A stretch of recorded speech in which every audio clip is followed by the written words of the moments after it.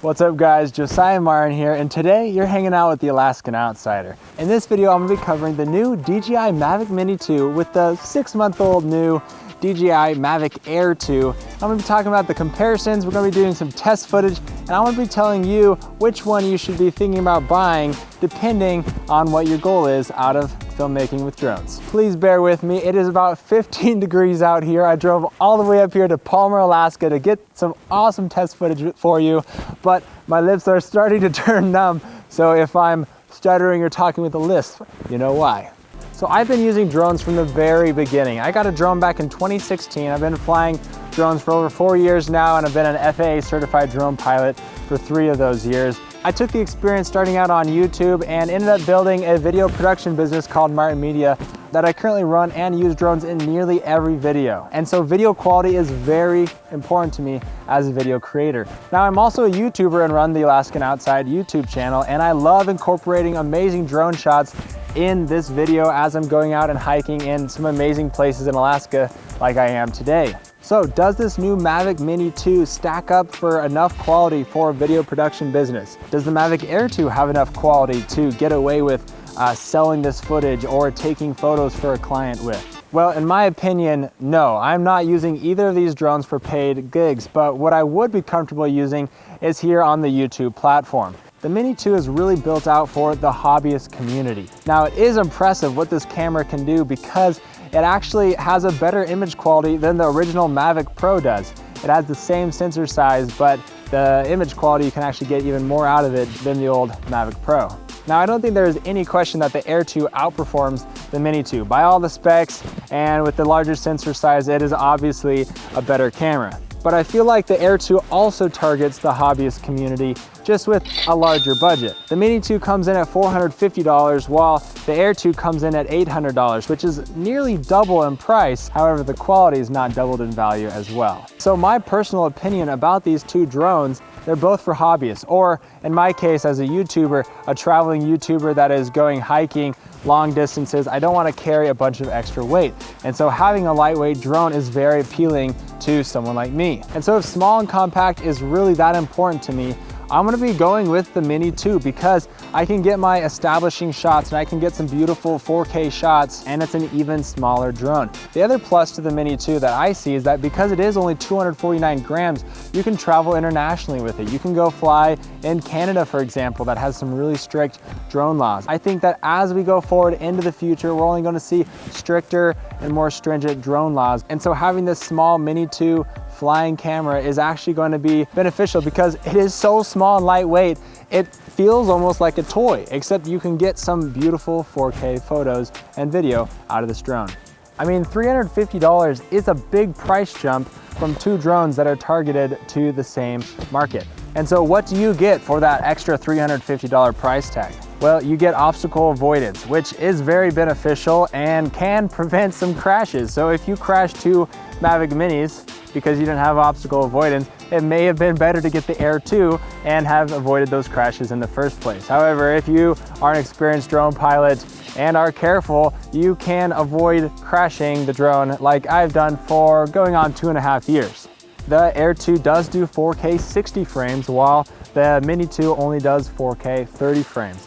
However, I've been fully comfortable shooting 4K 24 on my DJI Mavic Pro 2 for the last couple years, and I really have not had any need filming in that 60 frames. So that's another bonus feature that I can get away without. The Air 2 does have a very nice feature of having 8 gigabytes of onboard storage, and there has definitely been times where I've gone out to a shoot and can't believe that I left my SD card still in the computer back at home.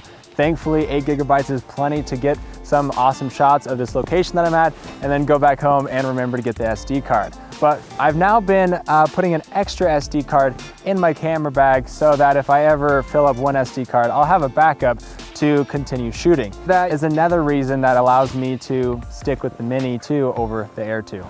Another feature that you're paying for that extra $350 is Hyperlapse. This feature is pretty handy and can be used to spice up your videos and put an extra nice touch, kind of the cherry on top in some work that you're really proud of doing. But because I have the Mavic Pro 2 that is not something that is a concern for me. And the few hyperlapses that I do, I could also get away with using that drone instead. So the hyperlapse is not a huge selling point to me. We do have 48 megapixel photos versus 12 megapixel photos. However, it's not a 4-time better image. DJI actually takes 1 megapixel and digitally splits it into 4 megapixels, which then gives you 48 instead of 12. So it's really a digital enhancement that gives you 48 megapixels, not really actually the quality of the camera. And because the Mavic Mini 2 does shoot in RAW, it does give you a little bit of editing space in your editing software like Lightroom. The other plus to the Air 2 is that it can shoot 240 frames in 1080p, which is really slow motion. I've used it a couple times and it has been pretty awesome to be able to slow down the footage that much. But many times you only need to slow down footage on these action shots and not these cinematic scenery shots. And so that is also something that I don't use very often, is that slow motion on a drone. So that's yet another plus that doesn't really sell me on the Mavic Air 2.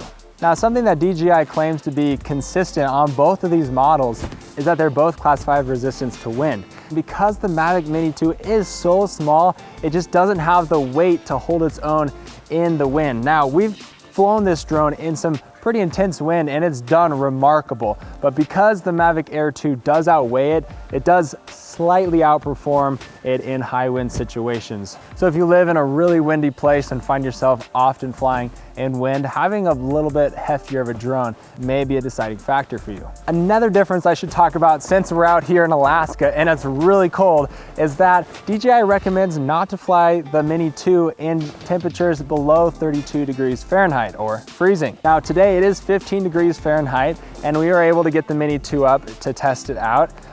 You did notice a little bit of lag on the iPhone screen. Partially that is the iPhone, and partially there is some lag from the drone itself because the temperatures are so cold. We put in a Mini 2 battery that was 5 Celsius, which is about 40 degrees Fahrenheit.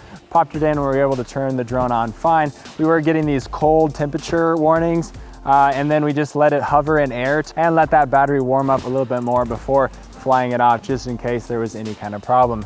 But we were able to fly it, we were able to get our shots despite being below the recommended temperature. Colder than 15 degrees, I'd be skeptical of how well it would perform because of the lag that we were displaying. And if you're trying to fly over like the tops of some of these buildings or the tops of some treetops, having lag is very scary because you could accidentally hit a tree in between that lag time. The Air 2, on the other hand, can stand up to temperatures of -10 Celsius, which is approximately 14-15 degrees, which it is right now. And we weren't experiencing any lag or anything when we were flying that drone today. So if you are in a very cold climate, such as Alaska, that is also another deciding factor that may help you decide to spend that extra $350 to get the drone. But is it really only spending $350 more? Because aren't you going to buy the Fly More combo?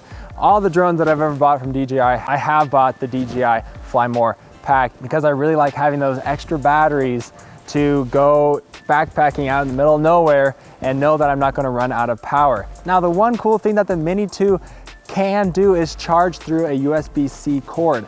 So you could theoretically buy only one battery and then you could go on Amazon, pick up a big battery bank and put that in your backpack and then fly the drone, spend about 30% of battery, plug it in, hike another 20 minutes, and then the drone's nearly fully charged again, and you could just keep using the battery bank to refill that one battery. I think that is a big plus to this small drone and could open up a lot of possibilities by just plugging it into your cigarette lighter in your car charging instead of having to get a extra car charger like you do for all the other drones. So at the end of the day, the DJI Mavic Air 2 is the better drone. It's heavier, it's got better camera, it's got better video, and it just has overall better features with things like the LED light on the drone, the LiDAR sensor on the bottom, the obstacle avoidance, and on and on. But for getting some awesome 4K video for only $450 with this Mini 2 package, it's truly impressive But at the end of the day, I personally would choose the DJI Mini 2 over the Air 2 because it is so much smaller and I'm not sacrificing that much for the things that matter to me as far as specs go. So I hope this was helpful in your buying decision. Let me know if there's any other questions that you have about the Mini 2. I'd be more than happy to answer them down in the comment section below. And if you want to see a more detailed comparison of the two videos, make sure you stay subscribed to this channel for that video coming up soon. Well, thanks so much for watching, guys, and I'll see you in the next Alaskan Adventure.